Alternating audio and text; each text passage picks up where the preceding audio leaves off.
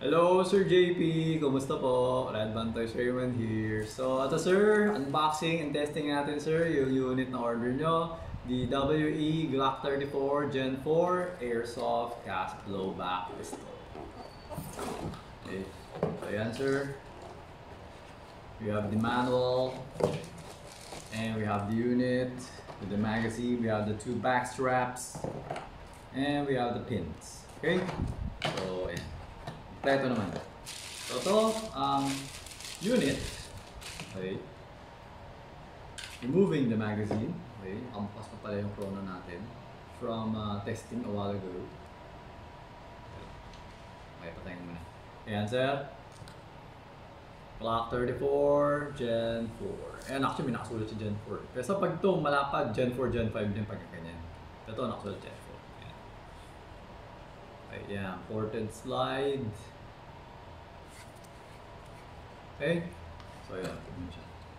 So, mas mahaba yung ano niya, kaya mas malakas siya. Kasi mas accurate siya. Okay? Go! So, ngayon, higpitan ko lang yung sinasabi nyo. Yung sinasabi ko sa inyo na kasi minsan maluwag. Hindi naman parati. Minsan lang naman. Katulad ngayon, medyo masikip. Minsan kasi maluwag. So, pag maluwag kasi, pag kinargahan mo ng gas, parang may maririnig ka na sisingaw. Ganun.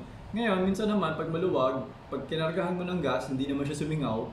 Pag ginagamit nyo na, mas mabilis siyang lumuwag. Parang ganon. So ako, naisip ko, total, tinetesting ko na rin, di hihigpitan ko na, kaya wala na akong nababalitaan simula nun. Kasi nung dati, hindi ko hinihigpitan, pinakargahan ko lang ganyan. After mga ilang days, bigla sasabihin, sir, ba't may sumisingaw? Parang gano'n. Tapos sasabihin ko, ay sir, higpitan mo muna. Ganyan. Try mo yung ganyan. Tapos, okay na sir. Kaya magmula nun, hinihigpitan ko na. Para at least, si customer, hindi kayo mag-negative thoughts. Kasi maraming tao negative thoughts di ba? O, ito, legit to legit na ako sir. Ayan. Marami kasi walang tiwala sa atin, ganyan. Parang ang daming iniisip na kung ano-ano hindi maintindihan. Yung number ko naman, binibigay ko naman sa YouTube, di ba? Yung Gcash ko, yun din naman yung number ko. Yung Viber ko, yun din yung number ko. Parang wala ako ibang number So, kung may ibang number kayong nakuha, yun medyo magduda kayo, di ba? Pero pag yun pa rin yung number, tapos nagte-text naman, tapos wala naman akong update sa FB page ko or ano. Legit na in a way. Okay. So ito, so nahigpitan ko na. Ayan. Teka, ano gagawin natin? Malito tuloy ako. Lagyan natin ng bala, okay? So lagyan natin ng konti naman. Kailangan madami. 1, 2, 3, 4, 5, 6. Kasi during sa mga testing ko naman, parang within 3 shots, kung may kumbaga, never pa naman ako nasiraan except yung parang once or twice. Tapos, once pa lang yata Parang 3 shots pa lang. 1, 2, 3. Sira na. Wala na yung pang 4. Parang once pa lang naman yata nangyari yun. Okay? So, parang may naputol Naputol yung nagkakama niya, putol yung spring doon sa may trigger. Naputol siya kasi maliit lang yun na nabakal So, naputol siya. O, di pinalatan natin. Ganoon naman Okay? Hindi naman nare-repair yun Pinaparatan talaga yun. Okay? So, ito, lagyan natin ng gas. Para at least, wait. Yan. Paminsan, tabingi yung pagkalagay ko. Kasi itong pin, paminsan tabingi ito So, tapos hindi nag-a-align. Kaya minsan, pag gaganon ko, pero dapat, wala. Ayan, ito. Dapat mas maganda. Kaya dapat talaga titingnan mo mabuti. Ayan, kahit na isang araw akong ganyan, wala nang taga siya. Kasi diretso na yung pin ko Tapos, hindi ko siya kayang punuin. Kahit na isang taon ako nakaganon, hindi siya mapupuno. Kasi bago yung magazine. Pag bago yung magazine, medyo mataas yung pressure. So, hindi mo siya kayang punuin. Ganon. Pero pagka pinutok natin itong 1, 2, 3, 4, 5, 6, mataas pa rin sa tingin ko Siguro pag naka 20 shots na siguro to, yun, medyo maaalis na yung pressure, mababawas na yun. Pwede na siya mapuno. Okay? So ito, may 6 tayo dito. Okay? Okay, so yan. Ano ba? Newbie. May newbie question ba? May newbie. Ito. So ito, normal to. Yan, baka kasi tanongin mo ako. Tapos ito, gumagalaw talaga to. Okay, umatras yan. Same yan sa tunay na baril. Ganun din sa tunay na baril. Sa talaga umaatras talaga yan. Okay? Tapos ano ba? Baka dito, darating kasi yung time kakaputok mo, baka magkaroon ng gas-gas dito. Ganun talaga yon. Kahit nasa tunay na baril. Kasi pagka nag-slide to, tatama siya dito eh. Para ito bumaba. So normal. Wala naman abnormal. Okay? So kaya testingin natin para malaman natin kung may abnormal ba. Tapos kung may abnormal, papalatan ko. Hindi ko papadala sa inyo kung may abnormal. Kailangan talaga, ako nipapadala ako, laging perfect yung unit, pinapadala ko.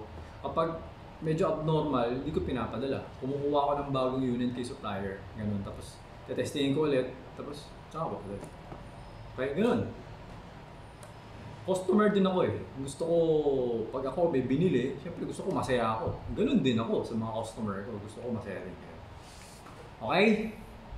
Yan lang yun. Simple lang. Okay, so ito. Testingin na natin.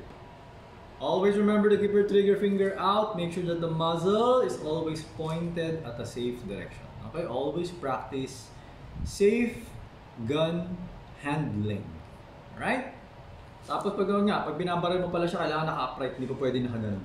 Okay? Kasi nga, yung gas, pag binaba mo gano'n, lalabas dito. Kaya dapat naka-upright parate. Okay, game. So, ayun na. Pasok natin. Then, kasa natin. Ayun yung BB. Okay, bibitawan ko na. And let's get it on. Okay, takpan ko yung tenga ko dahil malakas to. Alam ko malakas eh. Okay. We got 405.9, 405.8. And so, hindi ko alam makita. Kita ba? 405.9. Malakas eh, pag mga Glock 34 kasi nga mas mahaba yung barrel, yung inner barrel niya. Yung outer barrel din, pero yung inner barrel kasi yung doon kasi dumadaan yung BB. So ito, second shot. We got 398.3. Then 387.8. 385.4. Actually, medyo lumabas yung mga pressure, no? So, hindi parating 400 FPS to ah. Kumbaga, kaya lang siya nag-400 kasi nga, bago yung magazine, mataas yung pressure. So, ngayon, di ba, naglabasan na yung mga high pressure niya. So, bumababa na yung FPS. Okay, sige, wait. So ngayon, kung mapansin mo, ito, pang-explain ko siya. Ito, nasa 386.8 na siya, 386. Pag ito, kinargahan ko ito ng gas, kasi nga nabawas yung pressure, no? Lalagyan siya ng bagong gas, tataas siya, 386.8, diba? Yan. Tataas ito, dapat. Kasi nga, nabawas na, kinargahan natin ng bago. So, yan. 390.8. Okay? So, ganun lang naman siya. Okay. So ayan, nag-open chamber. So remove the magazine, wala nang bala. Actually kanina pa pala wala siyang bala. Pero ganun kasi yung nangyayari. So kapag may bala yung magazine, it's based on sa pag-atras niya. Kung may bala yung magazine, matutulak na yung bala papasok. Kapag wala nang bala yung magazine, pag umatras siya ng gano'n, pag wala nang bala yung magazine, titirik siya kasi wala nang bala eh. Guess mo? So, parang ganyan. Wala nang bala, di ba? Pasok natin. Itakas ako. Titirik siya. Pero kapag may bala, let's say ito, lagyan natin ng isa. Di ba? Lagyan natin ng isang bala. Okay. So may isang bala, di ba? Isang bala lang yung magazine. Pasok natin. Pagkasa natin, since may balang isa, ipupush niya yung bala dun sa chamber. Okay? So, ano lang, hindi ko alam. I-explain ko lang sa'yo. Okay. So, ayan. Pull it back. Kasi nga, pagka pinupush mo tong extended na slide catch, mabilis mapupudpud yung kanal. Kaya sa akin, parati ko tinuturo is hilain mo na lang. Hilain mo, tapos bababa kasi to, tapos release mo lang. Tapos hammer down. Always remember to hammer down. Okay, kasi pagka naka-hammer down, safe na yung pistol. Pag pinasok mo itong magazine, hindi na siya puputok. Diba? Pero pag hindi mo kasi siya hinammer down, yan, hindi naka-hammer down, walang bala, puputok to. Yan. Okay? Yan. Hammer down. Okay, tapos yan. Pwede mo na ipasok to. Pero hindi ka na mapasok. Mamaya na. Okay? So, ayun, Sir JP. Okay na tong unit mo. So, pwede ko na siyang ipack and ipadala sa inyo. Okay? So, tingnan ko kung paano ako papadala sa inyo. Alright? So, ayun sir. Thank you for your order. Until next transaction po, always remember to stay safe, stay great, be good, and be thankful always. God bless po sir. Bye-bye.